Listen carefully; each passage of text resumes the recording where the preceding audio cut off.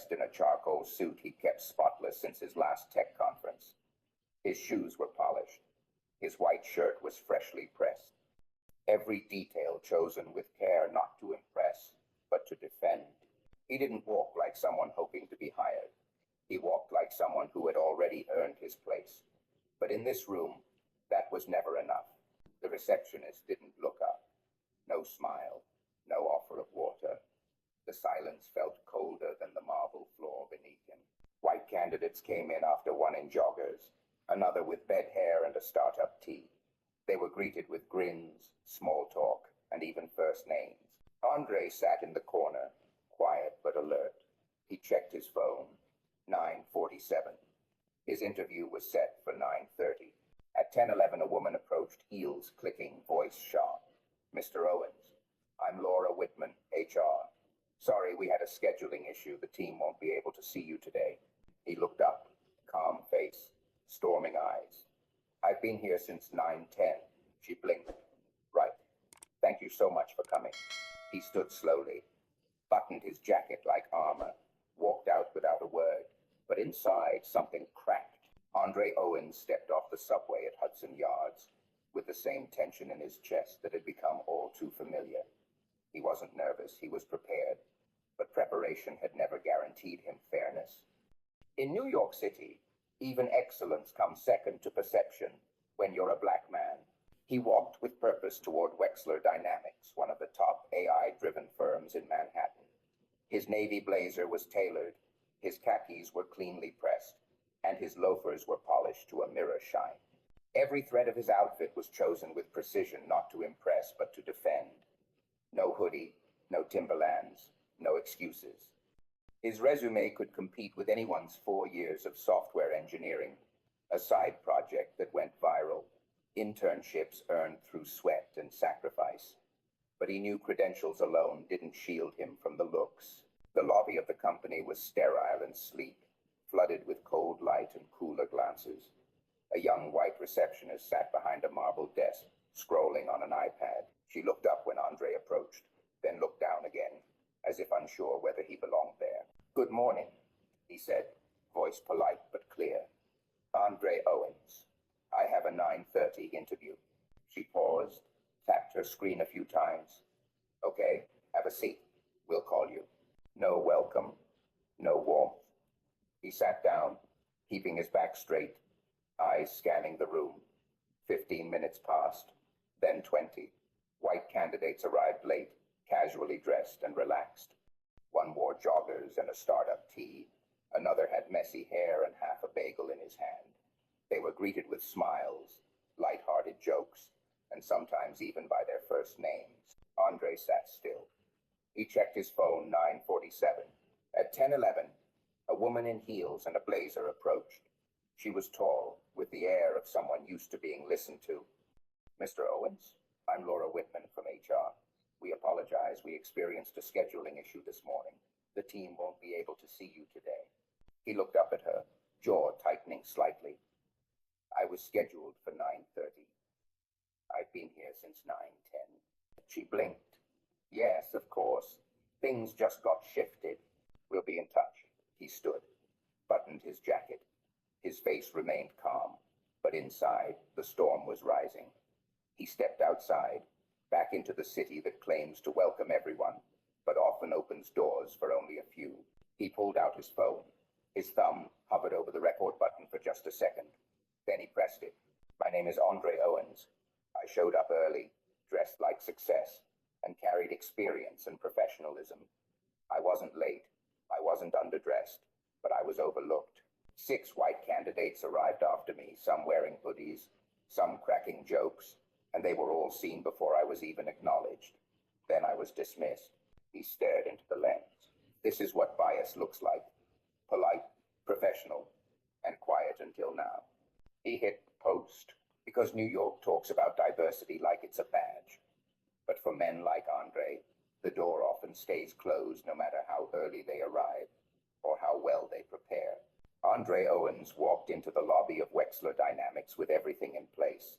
Shirt crisp, shoes polished, resume tucked neatly into a leather folder. He'd prepped all week. His mother was still in the hospital, and landing this job wasn't about ambition anymore, it was survival. The air inside the building was cold and professional, filled with echoes of high heels and low laughter. A group of white candidates trickled in behind him, two in hoodies, one still sipping Starbucks. The receptionist gave them warm smiles, calling out names like old classmates at a reunion. When Andre stepped forward, she barely looked up, just nodded toward a clipboard. He signed in, sat down, waited 15 minutes, then 30, then 45.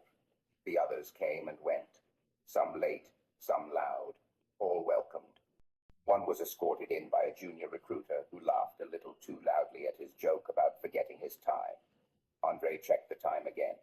He had confirmed the interview at 8:02 a.m. that morning.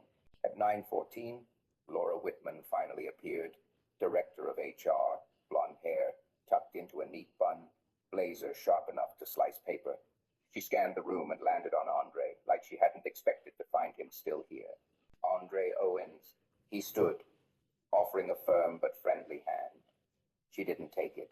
"I'm sorry, there's been a change." The hiring manager had to step into a client call. "We'll reach out to reschedule." No apology, no handshake, no eye contact that lingered long enough to mean anything. Andre hesitated. "I received the confirmation earlier today." "Yes. Well, sometimes things shift. Thank you for coming in." Her voice was smooth, dismissive, polished to the point of emptiness. She turned, already glancing at her iPad as she walked toward another candidate, being ushered in a young white man in jeans, laughing with a recruiter. Andre stood frozen for a beat. He wasn't angry yet. Not really. Just tired. Tired of dressing twice as sharp, arriving twice as early, knowing he had to be twice as good just to be considered average. As he walked out of the building, the receptionist didn't look up. This was how racism breathed in corporate America. Not with slurs or slammed doors, but with thin smiles, passive tone, and polite indifference. Laura never raised her voice. She never insulted him, but she'd made it clear he wasn't worth rearranging a schedule for. He wasn't worth shaking hands with. He didn't belong. Outside, the city buzzed like it always did, but Andre felt quieter than usual, like New York had closed a door in his face and pretended it was just the wind.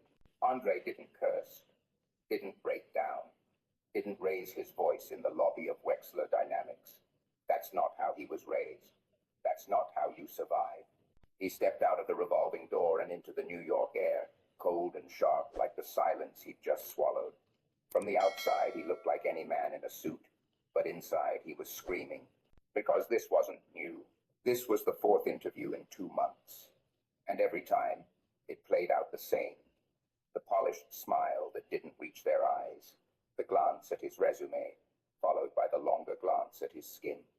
The subtle shift in tone, like they were trying to decide if they should speak slowly, or if he might surprise them. He had surprised them before. Graduated top of his class. Wrote back-end code that scaled for thousands of users. Mentored interns. Solved problems no one else in the room could even define. But somehow, he was always the one being considered, never chosen. He remembered when a client mistook him for the delivery guy. When a senior manager asked where he learned to code, "Did you go to MIT?"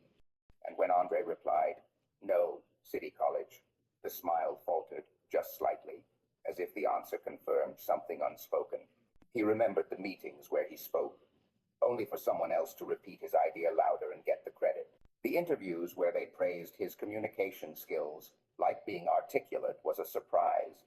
He remembered being told he was professional, as if that too was unexpected. On the train home, he sat still while the noise of the city blurred past the window. His reflection stared back brown skin, tired eyes, and a straight back he refused to let bend. Around him, no one noticed the war happening inside his chest. He thought about the white guy in sneakers who got ushered in first. No resume in hand, just a smile, a nod, and an assumption. He must be the guy. Andre had done everything right, and yet at every door, he had to knock twice. At every table, he had to prove he deserved a chair. He wasn't angry in the way they feared, not violent, but he was exhausted in a way they'd never understand. Tired of smiling when he wanted to scream. Tired of lowering his voice so they wouldn't feel threatened. Tired of shrinking himself just to fit into rooms that should have been his all along. And this time, something shifted. He didn't post online, didn't call anyone. He just made himself a promise. The next time someone tried to make him invisible, he'd make damn sure they remembered him. Not for being angry, but for refusing to disappear. Marion James stepped onto the plane like she stepped into boardrooms, confident, composed, intentional. She wore a slate gray pantsuit, understated jewelry, and her hair pulled back into a neat low bun. Her seat, 2 amperes, first class, not an upgrade, not a gift. She paid for it, earned it, like everything else in her life. As she placed her briefcase beneath the seat and sat down, a white flight attendant approached with a tray of champagne flutes. She was young, blonde, with a smile trained to curve just right. To drink, lady? Marion blinked. Lady? Not man. Not Miss James. Just lady. She glanced across the aisle. The man in 2B white, in a wrinkled polo and cargo shorts, got a warm, "Would you care for a glass of Brut or Rosé, sir?" He chuckled. Took both. Marion looked back. "I'll have champagne," she said quietly. The attendant's smile thinned. "Unfortunately, we're just about out." She turned without offering water. No eye contact. No napkin. Marion sat back. She wasn't surprised. Just reminded. The kind of reminder that doesn't yell. It whispers. Constantly. She watched as the attendant moved down the cabin, her tone rising in pitch with each white passenger she greeted. "Of course, Mr. Ellison. Let me know if you need anything, ma'am." But to Marion, no name, no warmth, just absence. It wasn't the drink. It was the message. You are not one of us. When the meal cart came, the same story played out. "Only beef left," the attendant said flatly, despite Marion hearing a salmon order placed just 1 row ahead. "No menus left either," she added, despite holding several in hand. Again, Marion said nothing. Her silence wasn't compliance, it was calculation. She glanced around. A few passengers noticed. 1 black woman 2 rows back met her eyes, then looked down quickly. A man across the aisle shifted uncomfortably. But no one said anything. That was the genius of this kind of racism. It left no fingerprints. Just the feeling of being smaller, duller, less welcome. Marion pulled out her tablet. She opened a note titled simply, "Still Happening." "Hennig, so." She added a line. "No champagne, no menu, no name." Then she paused. Not because she doubted, but because she realized she had an inbox full of these stories. Boardrooms where she was assumed to be the assistant. Hotels where they asked her to prove her reservation. Panels where she was the diversity rep instead of the keynote. And now, 30,000 feet in the air, even the clouds felt white. She didn't cry. She didn't curse. She sat up straighter. She took a breath, and in her silence, she made room for something louder. Resolve. It wasn't the missing champagne, or the cold lady that replaced man. It wasn't even the way her food options vanished by the time the cart reached her row. It was the silence between those things, the practiced omission, the quiet choreography of being made to feel less. Marion sat perfectly still, the hum of the aircraft pressing in like static beneath her skin. She'd been here before. Not this exact plane, not this exact flight, but here, in this feeling. The one where you begin to question your own worth, just because others won't name it. She glanced around. Every other passenger was being seen, smiled at, remembered, greeted with names. Mr. Jordan, Miss Carter, sir. She was just lady. No eye contact, no offer of choice, no warmth. And yet she looked the part. Designer suit, clean heels, flight booked first class, full fare. She built the company. She signed the deals. But the world still reached for her cup last. She wasn't angry, not outwardly. Inside, though, something boiled.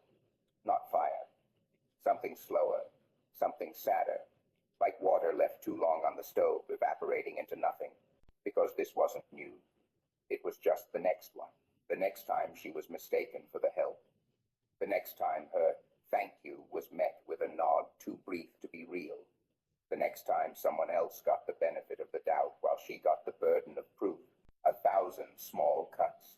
From people who smile when they hurt you. From systems that say equality, but still whisper, not for you. She remembered being 13, getting followed in a department store. 22, passed over for a job she was overqualified for.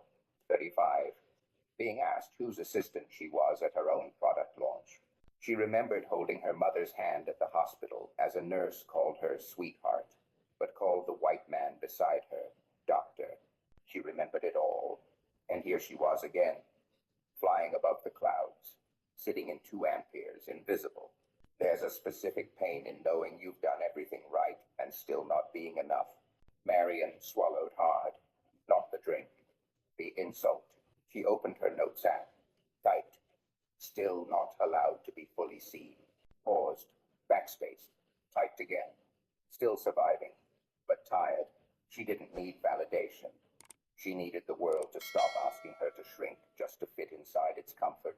And suddenly, she knew this was the last time she'd say nothing. The champagne had been poured. The napkins had been folded just so. Marion sat upright in her first-class seat, her posture calm, her face composed. But inside her chest, something tightened, not from shock, but recognition. She had just been passed over. Again. She noticed it the moment the flight attendant called the man next to her, sir, with a practiced smile and tone as warm as the champagne in his glass. But when she turned to Marion, the smile thinned, and the word changed. Here you go, lady. No honorific.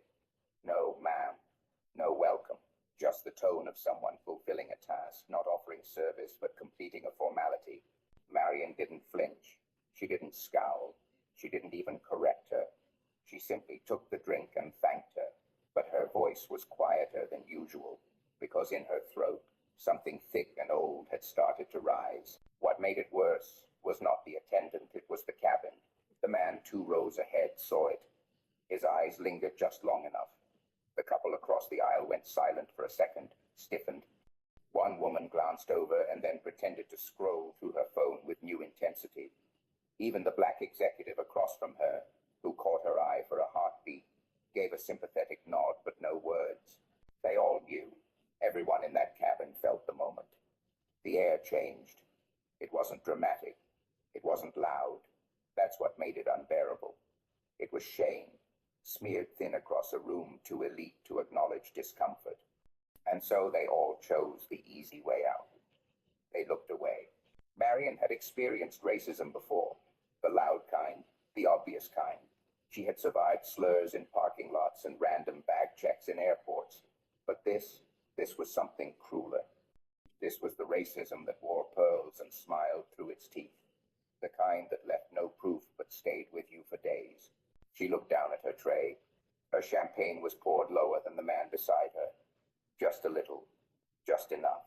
She remembered her mother's words. Sometimes, child, they don't stab you. They just scratch the same spot until it bruises. And this was it. Another scratch. Another small thing she was told to ignore. But today, something in her broke. Not loudly. Quietly.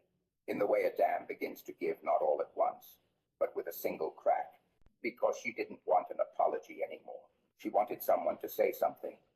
Not to the world. To the flight attendant. To her. One simple truth. That wasn't right. But it never came. The silence stretched. Long, heavy, sharp. In that silence, Marion heard everything she needed to know. You're alone. You're tolerated, not embraced. We see you, but we won't stand with you. And so, she turned to the window. Outside, the clouds moved past in thick waves of white. The light was beautiful, tranquil, honest. Inside, everything smelled of money and manners and fear. She blinked slowly. No tears came. Not because it didn't hurt, but because it always did. And you don't cry every time you bleed, especially when the cuts are invisible. Andre sat on the edge of his bed, the city noise outside his window muted by thick glass. His shirt clung to his back with the sweat of a day that had started with hope and ended in humiliation. He had rehearsed answers, worn his best tie, and printed out 3 copies of his resume just in case. But when he arrived at Wexler Dynamics, a receptionist barely looked up. "Are you here to fix something?" she asked. The words weren't cruel, just casual, but they cut anyway. He had smiled, said no. "I'm here to interview for the systems engineer role."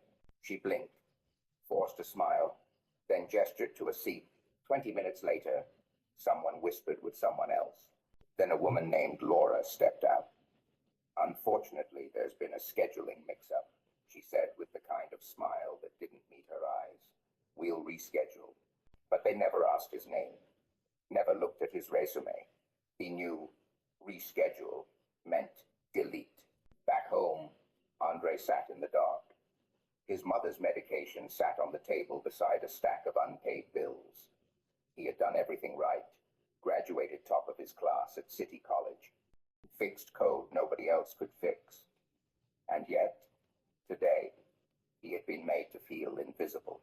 He opened his phone, opened the camera, then stared. A minute, 2, he almost closed it, almost chose silence. Again, but this time, something inside him cracked open. He hit record. "My name is Andre Owens.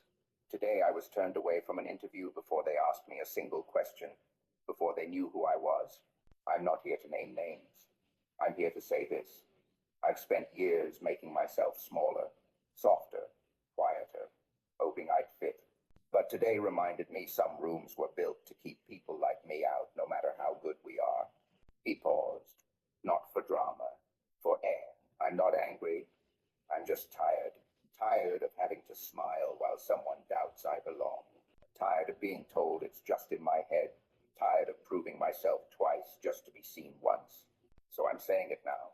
I deserve to be seen. And I'm not the only one." He posted it. Not for clout, for clarity. Then he went to bed. By sunrise, it had 50,000 views.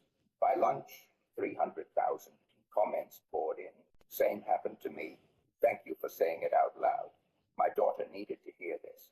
And signed. Andre didn't sleep much that night, but for the first time, he didn't feel alone. Not anymore. Elliot Wexler had seen a lot. He built Wexler Dynamics from a Brooklyn loft into a billion-dollar tech powerhouse. He pitched investors, steered acquisitions, weathered stock dips. He wasn't easily shaken. But tonight, something in his chest felt off. Not a heart attack, not stress, something quieter. He couldn't name it yet. The video had come through in a group chat from a junior engineer. Just a YouTube link. No context, no warning. He clicked, at first. A young black man sitting in a dim room, simple backdrop, plain shirt, eyes sharp, voice low. "My name is Andre Owens. Today I was turned away from an interview before they asked me a single question." Elliot leaned back in his chair. The city glowed behind him, a painting of wealth and velocity. Inside his office, stillness. "I've spent years making myself smaller, softer, quieter, hoping I'd fit," Andre said. "But today reminded me some rooms weren't built for me." That line hit Elliot like a whisper inside a cathedral. Not loud, but impossible to ignore. He rewound, watched again, then again. Not because he doubted Andre, but because he doubted himself. How many times had this happened in his company? Not loud, not violent, but silent enough to be tolerated. His mind flashed. HR meetings, diversity slide decks, inclusive culture taglines. Words, but this wasn't a word. It was a wound, and Elliot had been blind to it. He stared out the window. People still moved below tiny, fast, faceless. He wondered how many Andres walked those streets. How many had entered Wexler Dynamics, full of hope, only to feel erased. He called Laura Whitman. Her face popped up on the screen, tight smile in place. "Evening, Elliot. Did we have a candidate named Andre Owens yesterday?" Her smile didn't budge. "There was. A scheduling issue. Elliot raised a brow. Laura, don't insult me. Did we see him? No. Did anyone? She hesitated. I don't think so. He nodded, then forwarded the video. Laura watched in silence. Elliot studied her face not for guilt, but for recognition. When it ended, she looked smaller. This isn't about PR, Elliot said quietly. This is about who we are when nobody's watching. Laura swallowed. What do you want me to do? I want names, data, patterns. Every missed resume, every quiet dismissal, every time someone got the benefit of the doubt because they looked like me. She nodded. Elliot opened a new message. Mr. Owens, I saw your video, not as a CEO, but as a man who should have seen sooner. I would be honored to sit down with you, not to defend, but to listen, if you're willing. He hit send, then closed his laptop. Outside, the city pulsed on. Inside, Elliot sat alone. For the first time, not as the founder, not as the boss, just a man, finally seeing what was always there. The elevator doors opened with a sterile chime. Andre stepped out, alone, walking past glass walls that reflected 100 faces that didn't look like his. No one greeted him. No one looked away either. They knew the viral video. The man in the navy blazer. The words that shook boardrooms harder than quarterly losses. He stepped into the executive lobby, spotless, white, gleaming like a world that thought itself innocent. Inside, Elliot Wexler stood. No suit, no script. Just a man who'd been forced to see himself from the other side of the table. Mr. Owens, Elliot said, thank you for. Andre held up a hand. Let's not pretend this is a favor. You're not doing me a kindness. You're correcting a mistake. Elliot nodded, humbled. You're right. Andre sat without invitation. His voice was calm, but behind it, years of held-in storms. I came today not for me, but for every black engineer who smiled through assumptions, who got called junior despite leading the code base, who's been in your waiting rooms a dozen times only to be told, we'll keep your resume on file. He leaned forward. Let me tell you what on file feels like. It feels like invisible. Elliot swallowed hard. It's time we change that. No, Andre said, steel in his tone. It's time you own it. Silence. You've built a billion-dollar empire, Andre continued. But tell me this, how many people of color have had real power in this building? Not DEI roles, not tokens in the Our Culture slide deck. I mean decision makers. I'll wait. Elliot couldn't answer. His silence was the answer. Andre stood. I don't want to consult. I don't want to be your next apology post. I want to change with teeth. I want blind screening. I want interview panels that reflect the city we live in, not a country club. I want someone to audit your promotion data, not your PR language. Elliot nodded slowly. Done. And I want my video, the one that started this, to be shown to every manager, every intern, every damn recruiter who still uses the word culture fit when they mean looks like us. I have to bite you. Another pause. Then Elliot did something unexpected. He stood, walked to Andre. Not as a CEO, not even as a man trying to save face. He extended his hand. You didn't break the system, he said. You just stopped pretending it wasn't broken. Andre looked at the hand, then shook it, not in forgiveness, in deal-making. A contract not of paper, but of truth, courage, and an unspoken warning. We are done whispering. As Andre walked out, heads turned, not because he was viral, but because he walked like he owned the damn place. And maybe, starting today, he did. They said it wouldn't matter. That one video from a rejected black engineer wouldn't change anything. That an airline treating a black woman CEO like she didn't belong would just blow over. That the world would scroll past it like it always did. But not this time. Andre's video didn't fade. It lit up feeds like wildfire. But more than that, it lit something in people, in offices and living rooms, on subway cars and in school hallways. A quiet flame that turned into a roar. Within a week, Wexler Dynamics issued the most direct company-wide statement in its history, not crafted by PR, but by the people who once sat in silence. Promotions were paused. Recruitment was overhauled.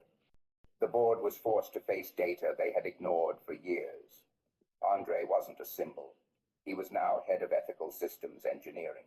And Marion, she declined a formal settlement from the airline and instead launched an initiative that put diverse executives into hospitality training programs across the country. She became the face of something bigger, not because she asked to, but because she earned it with grace, grit, and restraint that once went unseen. One by one, companies followed, not out of guilt, but from pressure, real public pressure. On campus quads, students wore shirts that said, "Don't move your seat." In Atlanta, a mural went up. Andre sitting in a conference room, eyes steady under bold words, "I belong here." In New Orleans, a church held a service on dignity in the workplace and played Marion's quiet airplane video like it was scripture. Even Elliot Wexler, the man who once nodded through board meetings like change was a later issue, began opening town halls with the words, "Let's talk about what we missed," because they missed a lot. But now kids in East Harlem say, "I want to build things like Andre." Now black women board first class and don't clutch their receipts in defense. Now silence isn't safety, it's complicity. And when Andre finally took the stage at a global tech summit, wearing the same navy blazer he'd worn to that fateful interview, he didn't talk about algorithms. He talked about the truth. He looked into the crowd, not to impress, but to remind. "I didn't ask for this fight, but I'm glad it found me. Because the next time a kid like me walks into your company, they shouldn't have to be excellent to be respected. They should just be human." The room erupted, not out of pity, out of pride. Because in a world where the system was built to whisper, "Not for you," Andre and Marion didn't just speak up. They spoke back, and the world listened. This is what justice sounds like. This is what victory feels like. And it's just the beginning. So now look around. Look at your office, your team, your boardroom, your airplane cabin. Look at the quiet corners where silence once dwelled. Then ask yourself, who still waits for a seat they have already earned? Who still lowers their voice to make others comfortable? Who still wonders, every day, do I belong here? And if the answer is anyone, then it's your turn, not just to speak, but to stand, to shift the room, to break the silence, to ensure the next voice isn't dismissed, the next face isn't doubted, and the next Andre doesn't have to fight just to be seen. Because justice isn't the end of the story. Justice is the invitation. And the whole world's been waiting for you to answer it. This story, Andre's silence, Marion's seat, the glances, the refusals, the quiet courage was never just about one company, one flight, or one moment. It was about all of us. It was about the jobs we didn't get, not because we weren't good enough, but because we didn't look like the version of professional they expected. It was about the champagne that never arrived, the greeting that skipped, "ma'am," the tone that turned cold as soon as we stepped forward. It was about every unspoken rule that tells some of us, "You can come in, but don't get too comfortable." But now, the script is changing. Because Andre didn't scream. Marion didn't demand. They held their ground with quiet dignity. And in doing so, they gave all of us permission to stay seated when the world wants us to stand down, to speak when silence feels safer, to be seen fully, fiercely, unapologetically. And if this story made you feel something, if it made you ache or rage or smile through tears, don't keep it to yourself. Pass it on. Let someone else feel seen too. Because somewhere out there, someone's about to walk into an interview, step onto a plane, or speak up in a room where no one expects them to belong. And maybe, just maybe, this story is the thing that reminds them they do. So here's what you can do. Comment below. Tell us your story. Tell us where this hit home. Tell us who you thought of while watching. And if this moved you even just a little, subscribe, share, and stay with us. Because we don't just tell stories. We build voices. And yours could be next. Thank you for watching. See you in next flowing video.